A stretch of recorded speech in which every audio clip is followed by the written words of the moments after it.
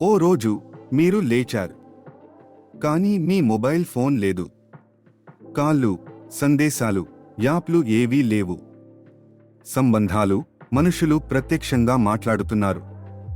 టీనేజర్లు panic, నా క్రష్కి ఎలా సందేశం పంపాలి? పెసాల సమస్యలు, డిజిటల్ చెల్లింపులు లేవు. కాష్ తిరిగి రాజు అవుతుంది. ప్రయాణ సమస్యలు, జీపీఎస్, రైడ్ యాప్లు లేవు. అందరూ దిశల కోసం అడుగుతున్నారు. పని పాఠశాల, జూమ్ కాల్స్, ఆన్లైన్ క్లాసులు లేవు. అందరూ ఆఫ్లైన్కి వెళ్ళాలి. సామాజిక జీవితం, సెల్ఫీలు, లైక్స్, మీమ్స్ లేవు.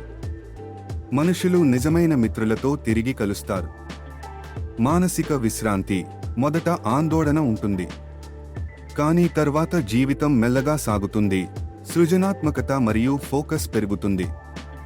నిజం, మొబైల్ లేని జీవితం కఠినమైనది, కానీ ఇది మనకు నిజమైన సంబంధాలు, ప్రస్తుతానికి విలువ మరియు నిజంగా జీవించడం నేర్పిస్తుంది.